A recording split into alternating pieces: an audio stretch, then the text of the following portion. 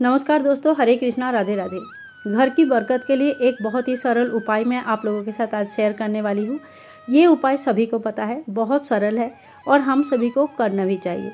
तुलसी मैया को जल चढ़ाना, दीप दान करना, धूप दिखाना हम लोग सभी करते हैं, लेकिन जब विशेष कोई मनोकामना की बात आती है तो हमें थोड़ी सी उसको बहुत ही एकदम नियम के अनुसार करनी चाहिए। इस पूजा को आपको ब्रह्म मुहूर्त में करनी है। स्नान आदि करने के बाद ब्रह्म मुहूर्त में आपको पूजा करनी है। तो देख लीजिएगा, ठंडी के टाइम है तो आप अभी शुरू कर सकते हैं या थोड़े ठंडा जाने के बाद शुरू करना चाहते हैं, या आप देख लीजिएगा। तो ब्रह्म मुहूर्त में उठ के स्नान आदि कर लीजिए। तुलसी मैया जहाँ पे है वहाँ पे आसपास थोड़ा साफ सफाई कर लीजिएगा। आसन बिछा के बैठ जाइए। तारों के छाँव में अगर इस पूजा को कर सकते हैं तो बहुत ही अच्छा है। तारों के छाँव में जब तुलसी मैया का पूजन हो जाती है, धूप दीप हो जाता है, तो बोलते हैं कि सभी प्रकार का मनोकामनाएं पूर्ण हो जाती है। ठीक है, तो यहाँ पे देखिए मैंने साफ़ सफाई कर लिया है और एकदम अंधेरा हो रहा है, थोड़ा थोड़ा तारे दिख रहे हैं खाली, और कुछ भी नहीं है। ऐसे में आपको थोड़ा सा मैया के लिए जो पूजा करेंगे तो संकल्प करना होता है। हाथ में थोड़ी सी जल ले लीजिएगा और थोड़ी सी फूल, थोड़ी सी तिल ले लीजिए और संकल्प कर लीजिए। आपका नाम, गोत्र, जो शादी के बाद आपका गोत्र है वही गोत्र आप बताइएगा, कहाँ पे आप रहते हो, और मैया को बोलेंगे कि मैं इस मनोकामना के लिए आपका पूजा करने वाली हूँ। और इसके लिए आप समय भी निर्धारित कर सकते हैं, जैसे 21 दिन के लिए करना चाहते हैं या 1.25 महीने के लिए करना चाहते हैं, या जब तक आपकी मनोकामना पूर्ण नहीं होता है तब तक के लिए करना चाहते हैं। इस तरह से संकल्प लेने के बाद आप उतने दिन के लिए इस पूजा को डेली कीजिएगा। बीच में जब पीरियड्स वगैरह आता है उस टाइम पे आप मत कीजिए, खाली आप नाम कथा पढ़ लीजिएगा, लेकिन माता को इस समय जल नहीं चढ़ाया जाता है। तो इसके बाद देखिए हमने थोड़ा सा टीका करने के लिए आप चाहे तो थोड़ी सी रोली ले सकते हैं, हल्दी ले सकते हैं, कुमकुम ले सकते हैं। सिंदूर नहीं चढ़ाया जाता है तो सिंदूर मत लीजिएगा। ठीक है, तो यहाँ पे सबसे पहले हम मैया को जल चढ़ा देंगे। अब जल चढ़ाने के भी कुछ नियम होता है, जैसे जो संडे होते हैं, संडे के दिन जल नहीं चढ़ाया जाता है, एकादशी के दिन नहीं चढ़ाते हैं, सूतक में, पातक में या चंद्रग्रहण, सूर्य ग्रहण में जल नहीं चढ़ाया जाता है। तो उस समय आप लोग देख लीजिएगा, उस समय जल नहीं चढ़ाना है, खाली पूजन करनी है। और बाकी दिन आपको पहले जल चढ़ानी है, फिर दीपक जलानी है। देखिए अगर संभव है तो आप ये जो विशेष पूजा आप करेंगे सुबह का, इसमें घी का ही एक दीपक जलाइए। अगर संभव नहीं है, नहीं कर पा रहे, कोई बात नहीं, आप इसमें तिल का तेल या सरसों का तेल जो भी आपके पास अवेलेबल है आप उसी से दीपक जला सकते हैं। इसके बाद हम धूप जला लेंगे, पूजा कर लेंगे।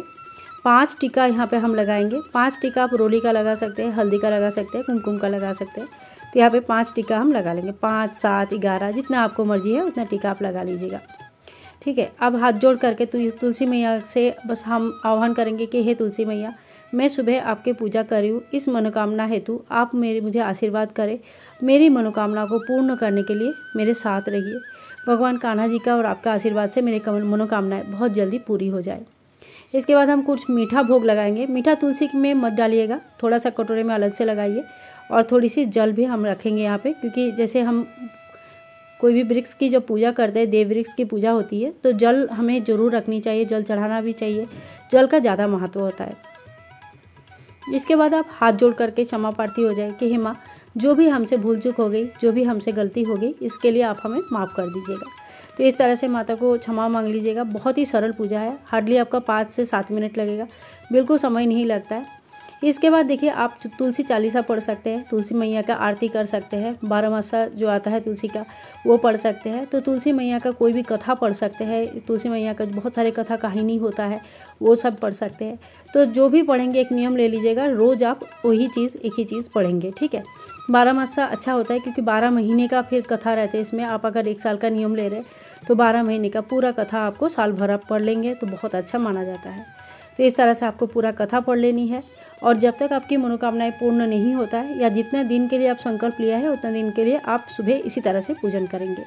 पूजा जब आपकी संकल्प पूरा हो जाता है या आपकी मनोकामनाएं पूरी हो जाती है, उसके बाद आप तुलसी मैया के लिए सुहाग की सामग्री निकालेंगे। साड़ी, बिंदी, मेहंदी, 16 श्रृंगार, जो भी दक्षिणा वगैरह जितना आपसे हो पाता है निकालेंगे। पहले तुलसी मैया को चढ़ाएंगे, उसके बाद वो सारे श्रृंगार का सामग्री आप किसी मंदिर में, किसी पुरोहित को, ब्राह्मणी को, सुहागन महिला को दान कर सकते हैं।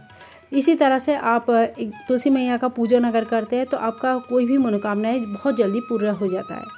घर की बरकत के लिए भी ये पूजा बहुत ज़्यादा कारगर माना जाता है और ज़रूर करना चाहिए। अगर आपको सुबह समय नहीं है किसी वजह से, तो आप इसी तरह से शाम को भी पूजा कर सकते हैं। लेकिन देखिए, विशेष मनोकामना के लिए जब हम करते हैं तो हमें भी विशेष तैयारी करनी पड़ती है।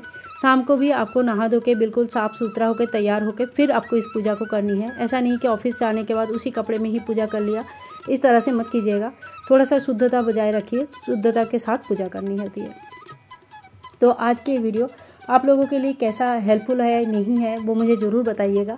और अगर आप लोग इस विधि को फॉलो करते हुए आपका मनोकामनाएं पूर्ण हो रही है, आपको कोई भी फ़ायदा हो रहा है, तो आप प्लीज़ मुझे कमेंट करके ज़रूर बताइएगा, ताकि आपके कमेंट्स पढ़ के बाकी लोग भी इस चीज़ को फॉलो कर सके और बाकियों को भी इसकी लाभ मिल सके। आई होप आज की वीडियो आप लोगों के लिए हेल्पफुल है। अगर वीडियो में कुछ भी अच्छा लगा, यूज़फुल लगा, आप लोगों के लिए काम के लगे, तो प्लीज़ चैनल को सब्सक्राइब करके रखिएगा। और इसी तरह का और वीडियोस देखने के लिए चैनल के साथ जुड़े रहिए, लाइक कीजिएगा। तब तक के लिए राधे राधे, हरे कृष्णा।